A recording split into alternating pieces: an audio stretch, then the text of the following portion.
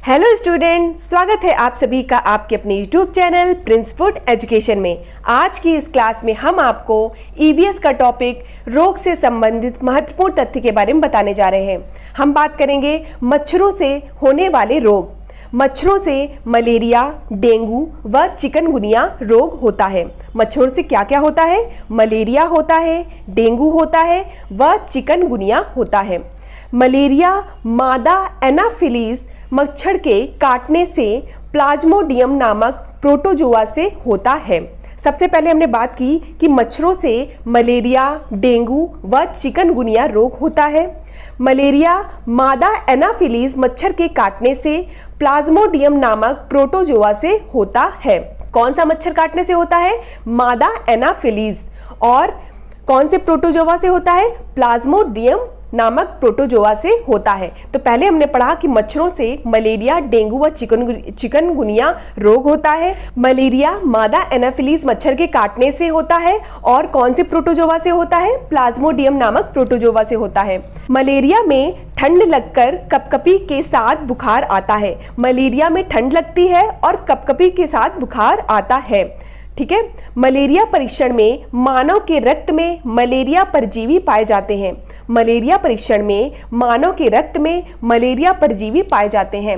वर्षा के बाद मलेरिया ज़्यादा फैलता है। अगर आपसे पूछा जाए कि किसके बाद, या गर्मी के बाद फैलता है मलेरिया, या फिर सर्दी के बाद फैलता है, या वर्षा के बाद, तो वर्षा के बाद मलेरिया ज़्यादा फैलता है। डेंगू जो होता है वो अक्टूबर से दिसंबर तक फैलता है। ठीक है। डेंगू की बात करेंगे तो अक्टूबर से दिसंबर में फैलता है और मलेरिया जो होता है वो वर्षा के बाद मलेरिया ज़्यादा फैलता है। मच्छर के लार्वे का रंग भूरा होता है। अगर आपसे क्वेश्चन में पूछा जाए कि मच्छर के लार्वे का रंग किस तरह का होता है, तो भूरे रंग का होता है। मलेरिया की दवा क्विनैन सिनकोना पेड़ की छाल से बनाई जाती है। जो मलेरिया की दवा क्विनैन है वो कहाँ से बनाई जाती है? किसकी छाल से? तो सिनकोना पेड़ है उसकी छाल से बनाई जाती है। मलेरिया की दवा क्विनैन है जो कि कौन से पेड़? सिनकोना पेड़ की छाल से बनाई जाती है। डेंगू का मच्छर साफ पानी में अंडे देता है। अगर आपसे पूछा जाए कि डेंगू का मच्छर जो होता है वो कैसे पानी में अंडे देता है, तो साफ पानी में अंडे देता है। मलेरिया के विषय में पुरानी अवधारणा थी कि गंदगी में जहरीली गैसों से यह बीमारी फैलती है।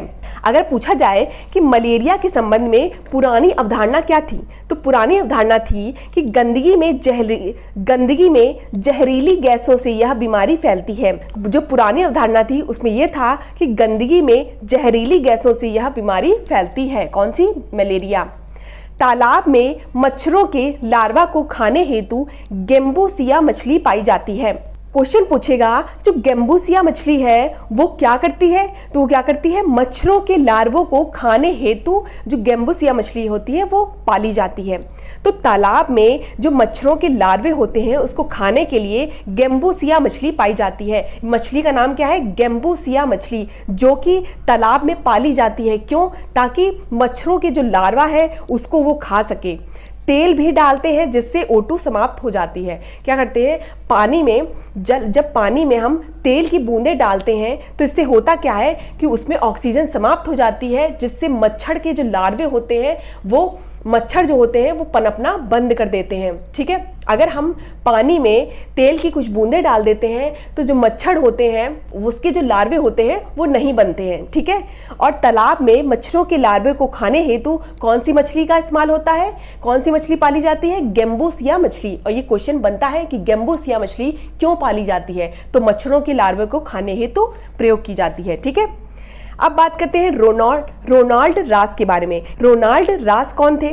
रोनाल्ड रास ने खोज की कि मलेरिया मच्छर के काटने से होता है। रोनाल्ड रास ने कहा कि मलेरिया जो होता है वो मच्छर के काटने से होता है। इसका पता उन्होंने सिकंदराबाद के अस्पताल में लगाया था।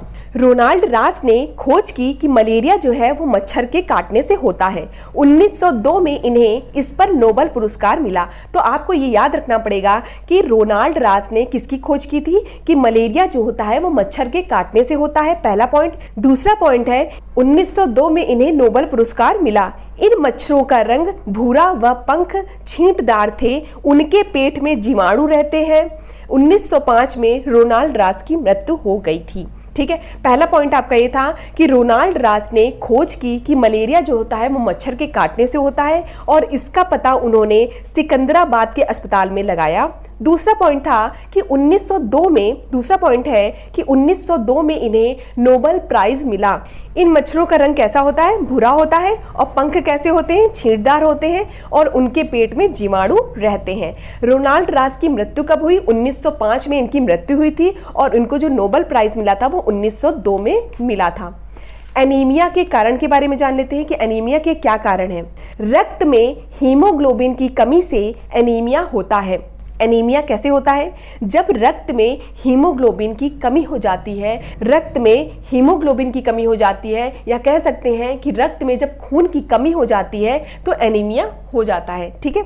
महिलाओं में हीमोग्लोबिन की रक्त में सामान्य मात्रा 12 से 16 ग्राम प्रति सेंटीमीटर होती है। अगर महिलाओं की बात करते हैं तो महिलाओं में हीमोग्लोबिन की रक्त में जो सामान्य मात्रा होती है वो 12 से 16 ग्राम प्रति सेंटीमीटर होती है।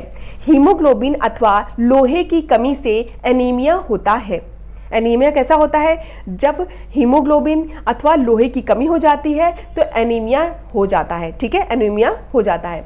हीमोग्लोबिन में लोहा तथा क्लोरोफिल में मैग्नीशियम होता है। अगर पूछा जाए कि जो हीमोग्लोबिन है उसमें क्या पाया जाता है, तो उसमें लोहा पाया जाता है, और जो क्लोरोफिल होता है उसमें क्या होता है? मैग्नीशियम पाया जाता है। हीमोग्लोबिन में लोहा पाया जाता है, लोहे की मात्रा पाई जाती है, और क्लोरोफिल में मैग्नीशियम पाया जाता है। गुड़, आंवला व हरे पत्तेदार सब्जियों में आयरन होता है। आयरन किसमें होता है? गुड़ में होता है आयरन, आंवला में होता है, और हरे पत्तेदार जो सब्जियां होती हैं, जो हरी पत्तेदार कोई भी सब्जी होती है उसमें आयरन होता है। आंवले में आयरन होता है और गुड़ में आयरन होता है। तो आपको 3 याद रखने हैं, गुड़, आंवला और हरे पत्तेदार जो सब्जियां होती हैं उसमें क्या होता है? आयरन होता है। हीमोग्लोबिन बढ़ाने के मुख्य स्रोत कौन से हैं? दाल, चावल, सब्जी, रोटी। ठीक है। जो सब्जियां होती हैं, रोटी हो गई, चावल हो गई, दाल हो गए, ये सब क्या है? मुख्य स्रोत हैं जो कि हीमोग्लोबिन को बढ़ाने में मदद करते हैं। ठीक है। गुड़, आंवला और हरे पत्तेदार जो सब्जियां होती हैं उसमें आयरन होता है। हीमोग्लोबिन बढ़ाने के मुख्य स्रोत कौन से हैं? दाल, चावल, रोटी और सब्जियां होते हैं। मक्खियों से बीमारी। अब मक्खियों से पेट की बीमारी होती है। जो मक्खियां होती हैं वो किस चीज का कारण बनती हैं? पेट की बीमारी का कारण बनती है। मक्खी से क्या क्या हो जाता है? तो हैजा, डायरिया और निद्रा रोग जो होता है वो मक्खी से फैलता है। मक्खियों से पेट की बीमारी होती है। मक्खी से कौन कौन से रोग हो जाते हैं? हैजा हो जाता है, डायरिया हो जाता है, और निद्रा रोग जो होता है वो किससे फैलता है? मक्खी के द्वारा। तो याद रखिएगा, हैजा, डायरिया और निद्रा रोग जो होता है वो मक्खियों से होने वाली बीमारी है। और मक्खियों से पेट की बीमारी हो जाती है। कौन कौन सी? हैजा, डायरिया और निद्रा रोग। अब बात करते हैं जीवाणु जनित रोग। जीवाणु जनित रोग कौन कौन से हैं? कुष्ठ रोग हो गया, हैजा हो गया, टीबी हो गया जिसे हम तपेदिक कहते हैं, निमोनिया हो गया, डायरिया हो गया, खाद्य विषाक्तता हो गया। ठीक है, फूड पॉइजनिंग हो गया। पहला कौन सा हो गया जीवाणु जनित रोग में? कुष्ठ रोग हो गया, हैजा, टीबी को ही तपेदिक कहते हैं, निमोनिया, डायरिया, खाद्य विषाक्तता मतलब फूड पॉइजनिंग। नोट में लिखा है कि पोलियो जो है वो विषाणु जनित रोग है। पोलियो कैसा है? विषाणु जनित रोग है। नेक्स्ट क्या है? विषाणु जनित रोग के बारे में देख लेते हैं कि विषाणु जनित रोग कौन कौन से हैं। जुकाम, एड्स, डेंगू ज्वर जिसे हड्डी तोड़ बुखार भी कहते हैं। तो हड्डी तोड़ बुखार किसे कहते हैं? डेंगू ज्वर को। ट्रैकोमा, रेबीज, ठीक है, हाइड्रोफोबिया जो कि किसके द्वारा होता है? कुत्ते के काटने से होता है। ठीक है। जुकाम हो गया जो कि विषाणु जनित रोग है। एड्स हो गया, डेंगू ज्वर हो गया जिसे हड्डी तोड़ बुखार कहते हैं। ट्रैकोमा हो गया, ट्रैकोमा जो होती है वो आइस से, आंखों से रिलेटेड बीमारी होती है। ठीक है। और रेबीज हो गया। ठीक है। तो विषाणु जनित रोग में कौन कौन से हो गए? जुकाम हो गया, एड्स हो गया, डेंगू ज्वर हो गया और ट्रैकोमा हो गया और रेबीज हो गया। तो हमने आज क्या पढ़ा? मच्छरों से होने वाले रोग पढ़े, रोनाल्ड रास के बारे में पढ़ा, एनीमिया के कारण पढ़े, मक्खियों से संबंधित बीमारी पढ़ी कि हैजा, डायरिया और निद्रा रोग जो होता है वो मक्खी के कारण फैलता है, जीवाणु जनित रोग पढ़े और विषाणु जनित रोग पढ़े। तो इस तरह से जो हमारा टॉपिक था रोग से संबंधित महत्वपूर्ण तथ्य वो यहाँ पे हमने पढ़ा। ठीक है, नेक्स्ट वीडियो में हम इसके क्वेश्चन आंसर कराएंगे। बीएड एंड सीटेट की सभी क्लासेस देखने के लिए डिस्क्रिप्शन में लिंक दिया गया है, वहां से जाकर आप देख सकते हैं। पीडीएफ के लिए आप हमारे टेलीग्राम चैनल को ज्वाइन कर सकते हैं, जिसका लिंक भी डिस्क्रिप्शन बॉक्स में दिया गया है। धन्यवाद, मिलते हैं अपनी नेक्स्ट क्लास में।